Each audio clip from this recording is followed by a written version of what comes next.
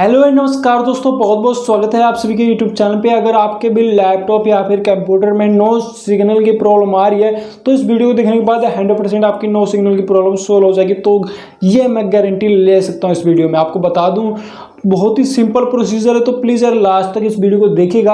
अगर आपने ये वीडियो मिस कर दी तो आप नो सिग्नल की प्रॉब्लम चाहे कहीं भी वीडियो देख लेना, लेकिन आपको वो जानकारी नहीं मिलने वाली जो इस वीडियो में आपको मिलेगी।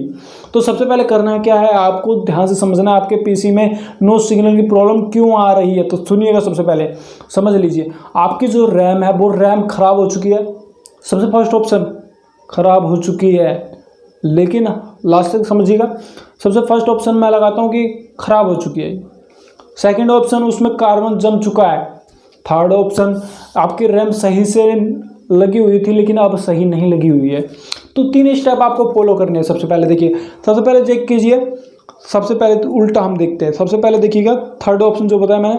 सबसे पहले आपको जो रैम चेक कर लेनी है वो सही से लगी हुई है कि नहीं लगी हुई है। एक बार रैम निकालनी है, फिर दोबारा लगा के देखनी। अगर उसके बाद भी काम नहीं करता है तो थर्ड ऑप्शन क्या है, तो सॉरी सेकंड ऑप्शन हमारे पास है ये कि हम रैम का जो पीली पिन है, यानी कि पीली पिन है, उनको इरेजर से साफ कर लेना। यानी कि मैंने आपको जैसे बताया कि कार्बन लग गया होगा, तो वो कार्बन हटाने के लिए हमें इरेजर का यूज करना है ताकि वो रबड़ से साफ कर दिया जाए। जहाँ जहाँ पीली पिन है, ओनली फॉर पीली पिन, नॉट मॉस्फेट। अगर आपके वो छोटे छोटे रैम के अंदर मॉस्फेट होते हैं, अगर आप उनको साफ कर देते हो, एक सेकंड में आपको रैम भी दिखा देता हूँ।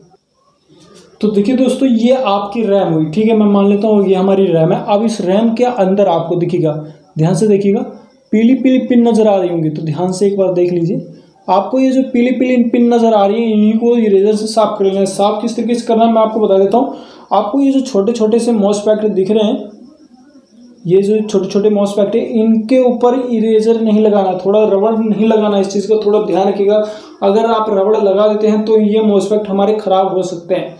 तो ये जो पीली पिन दिख रही है आपको, इन पीली पिन पे दोनों साइड से अच्छी तरीके से इरेज कर देना है, ताकि बिल्कुल कार्बन जो हमारा लगा हुआ है वो रैम का साफ हो जाए। और थोड़ा सा एक कट देख के, ये जो कट है हमारा बीच में, तो इस कट को देख के आपको अच्छे से लगा देना है अपने पीसी के अंदर। लेकिन अगर इसके बाद भी हमारा सिस्टम चालू नहीं होता है तो सिंपली हमारा जो लास्ट प्रोसीजर रहेगा वो क्या रहेगा कि रैम को चेंज कर देना। यानी कि ये हमारी जो रैम है वो खराब हो चुकी है, तो अब इस रैम को हमें चेंज कर देना है, यानी कि नई रैम लेके आनी है और नई रैम लगा के चेक करना है।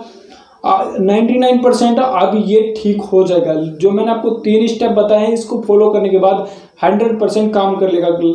फर्स्ट सेकंड मैंने आपको बताया रैम को अच्छी तरीके से लगाना है, लेकिन ये काम नहीं करता तो आपको इरेजर से साफ करना है। ये काम नहीं करता तो रैम को ही चेंज करना पड़ेगा आपको, ठीक है। अगर इसके बाद भी नहीं सोल्व होता तो ये समझ लीजिए आपके मदरबोर्ड में ही दिक्कत है। तो प्लीज़ यार चैनल को सब्सक्राइब कीजिएगा, वीडियो को लाइक कीजिएगा, क्योंकि मैं इस तरीके की जानकारी आपके लिए लाता रहता हूँ। तो फिर मिलूंगा नेक्स्ट वीडियो में। तो देखिए, नमस्कार, जय हिंद, जय भारत।